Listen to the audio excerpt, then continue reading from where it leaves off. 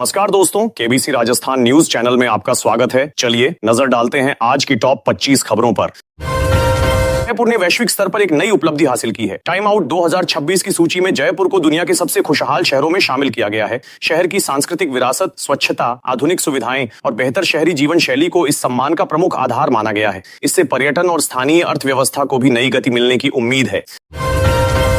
राजस्थान लोक सेवा आयोग RPSC ने विभिन्न भर्ती परीक्षाओं का नया परीक्षा कैलेंडर जारी कर दिया है। इस कैलेंडर के माध्यम से अभ्यर्थियों को आगामी परीक्षाओं की संभावित तिथियों और तैयारी की बेहतर योजना बनाने में सहायता मिलेगी। आयोग का उद्देश्य भर्ती प्रक्रिया को अधिक पारदर्शी, समयबद्ध और व्यवस्थित बनाना है।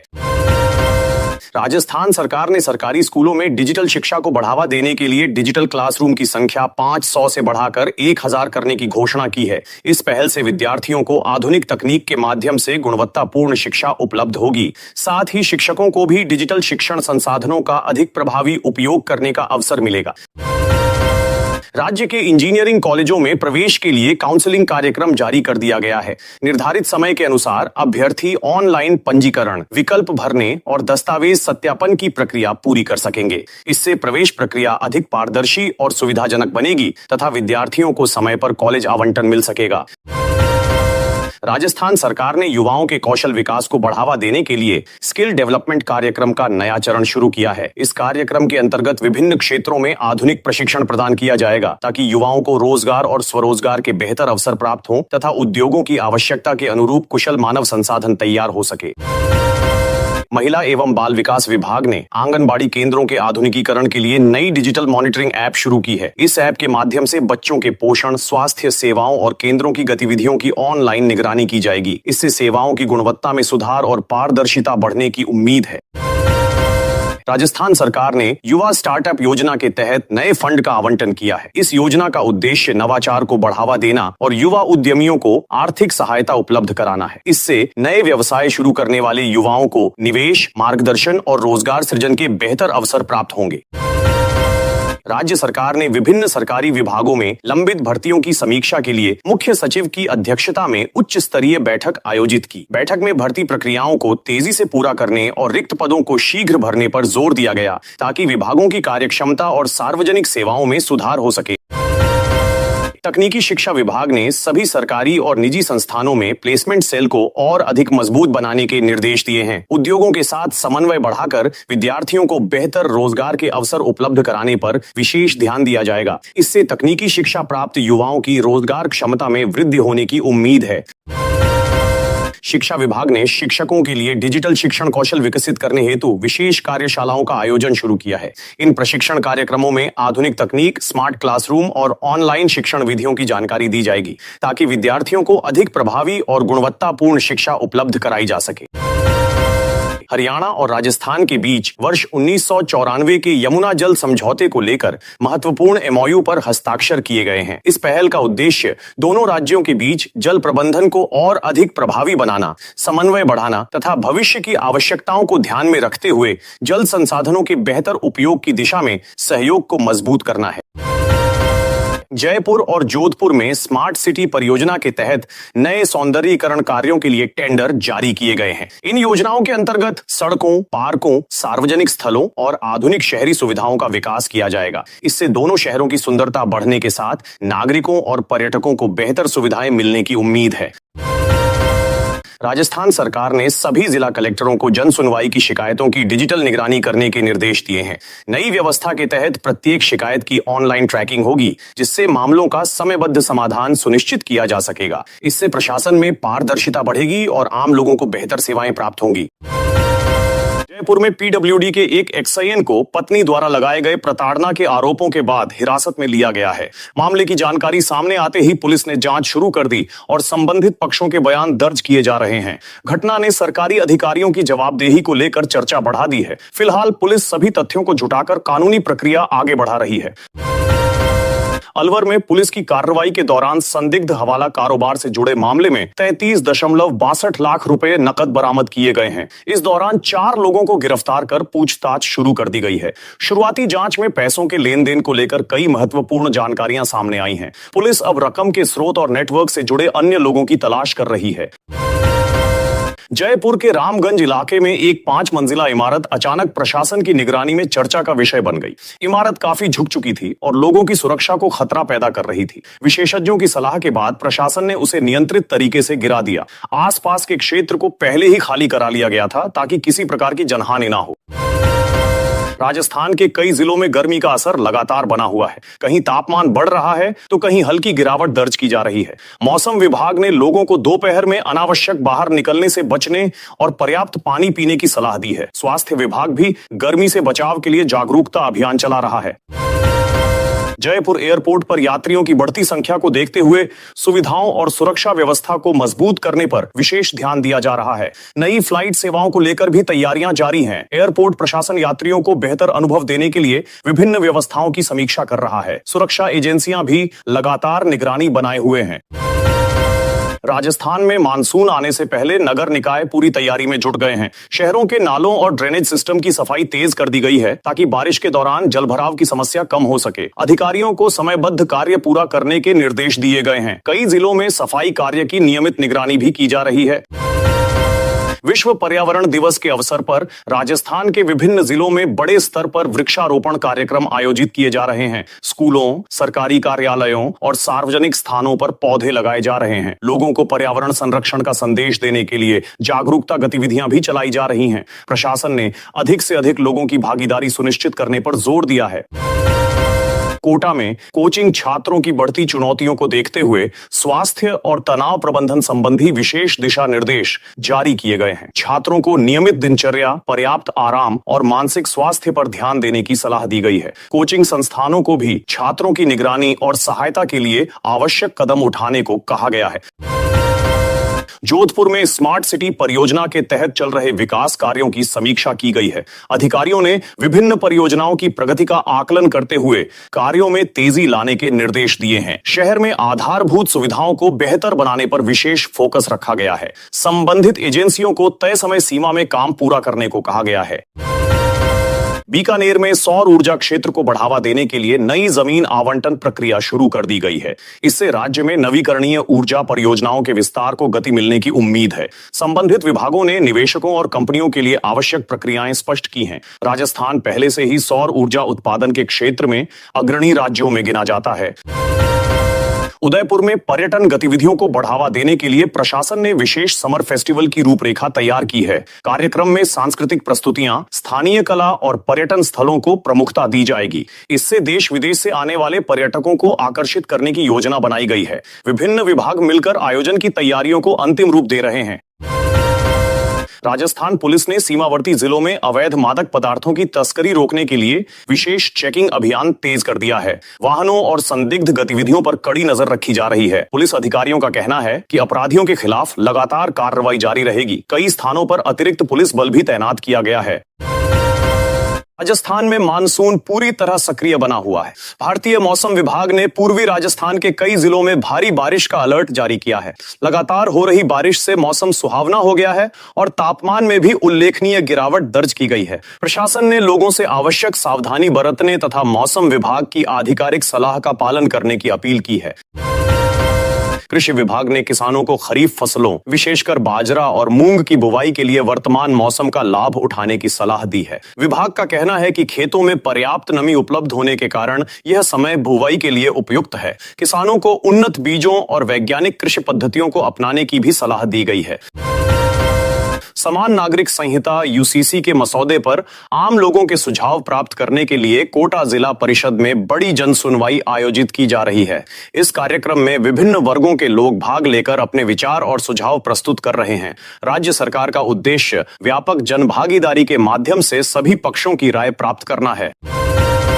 कोटा में आयोजित जन सुनवाई के दौरान स्थानीय जनप्रतिनिधि, प्रबुद्ध नागरिक, अधिवक्ता और विभिन्न सामाजिक संगठनों के प्रतिनिधि अपने सुझाव साझा कर रहे हैं। चर्चा का उद्देश्य समान नागरिक संहिता के मसौदे को अधिक प्रभावी और व्यवहारिक बनाना है। अधिकारियों ने सभी प्राप्त सुझावों को संकलित कर आगे की प्रक्रिया में शामिल करने का भरोसा दिया है।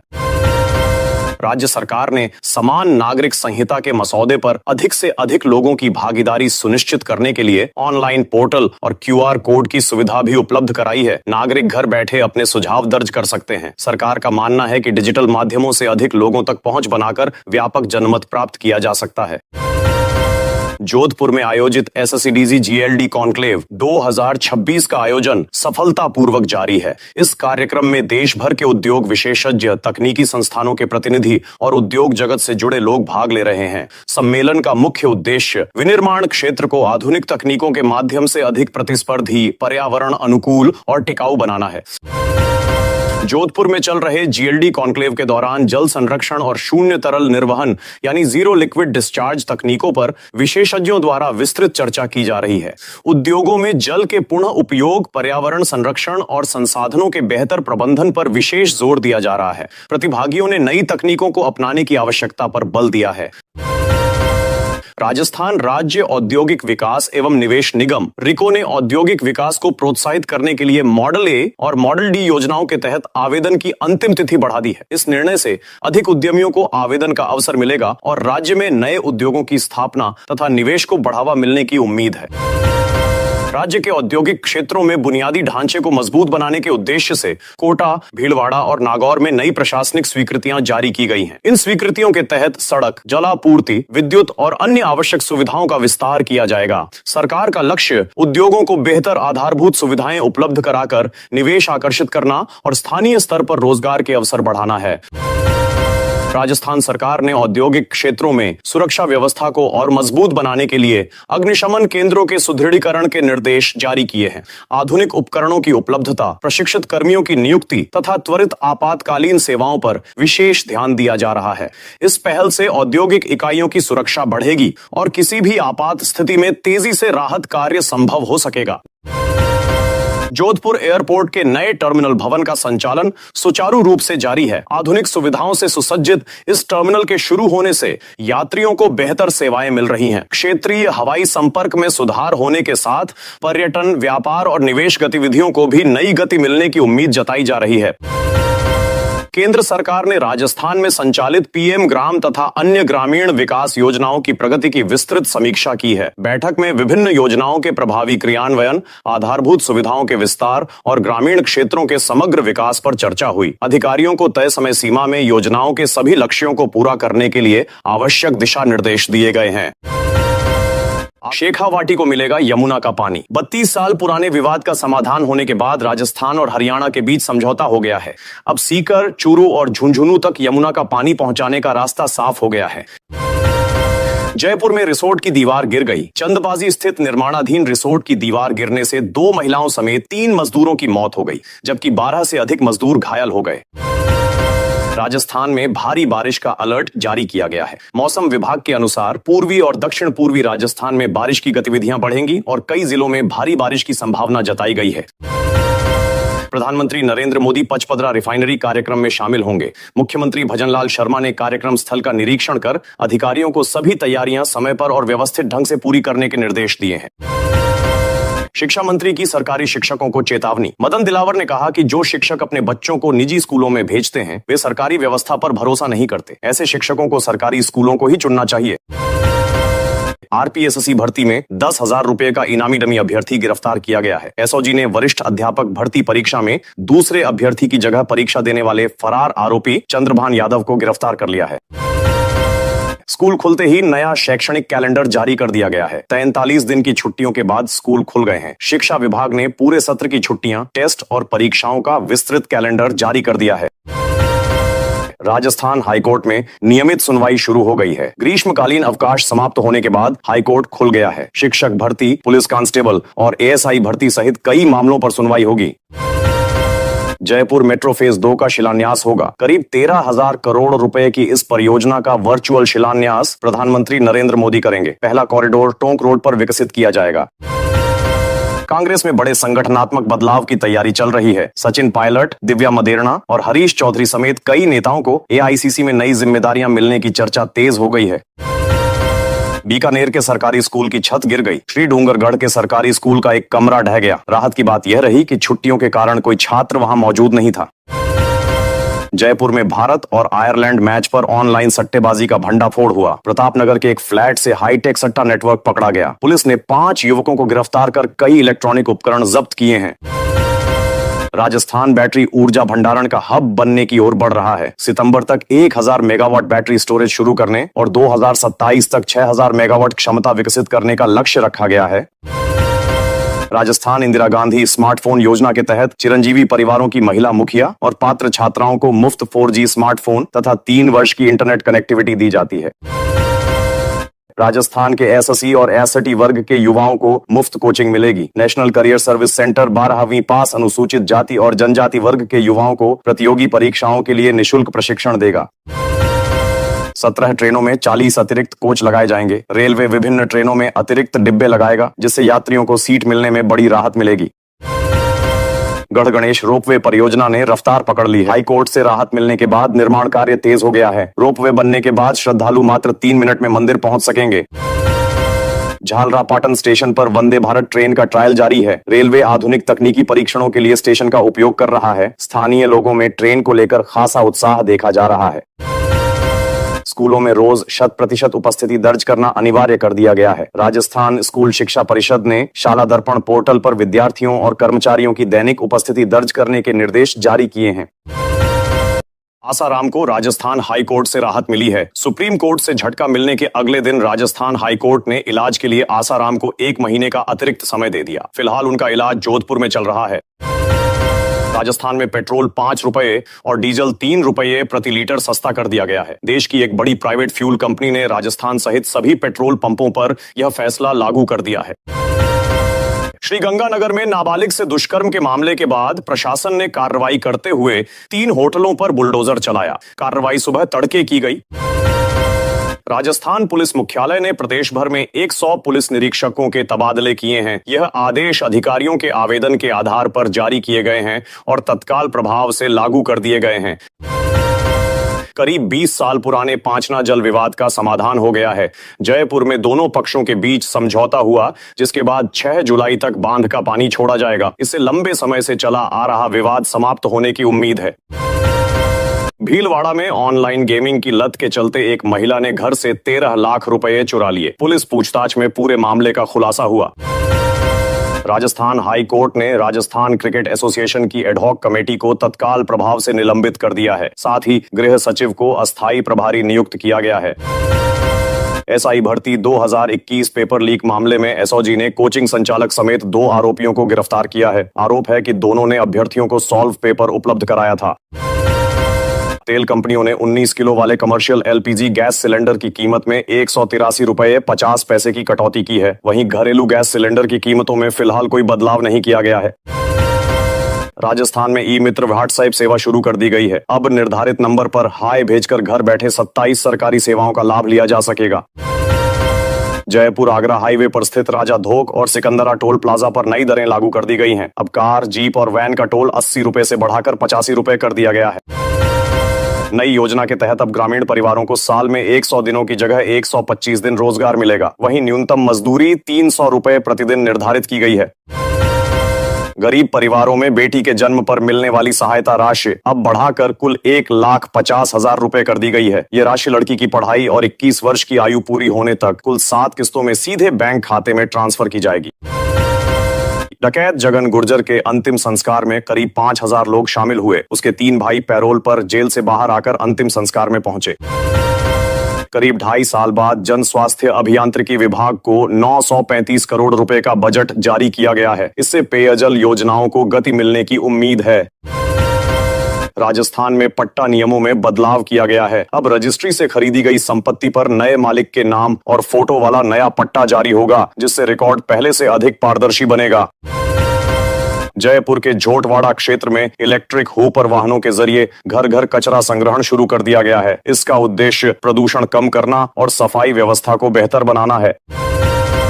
राजस्थान हाईकोर्ट ने बहारोड के पूर्व विधायक बलजीत यादव की जमानत याचिका खारिज कर दी है। यह फैसला सुनवाई पूरी होने के बाद सुनाया गया।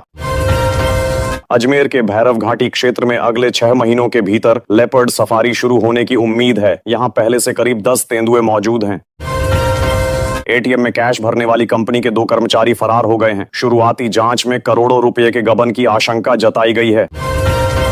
राजस्थान लोक सेवा आयोग जुलाई महीने में 10,549 पदों के लिए भर्ती परीक्षाएं आयोजित करेगा। इन परीक्षाओं में 12,500 से अधिक अभ्यर्थियों के शामिल होने की संभावना है। मौसम विभाग ने कई जिलों में भारी बारिश, तेज आंधी और 50 से 60 किलोमीटर प्रति घंटे की रफ्तार से हवाएं चलने का अलर्ट जारी किया है। पैरामेडिकल परीक्षा नकल मामले में कॉलेज संचालक समेत 4 आरोपी पुलिस रिमांड पर हैं। पुलिस ने उनके पास से लाखों रुपए भी बरामद किए हैं।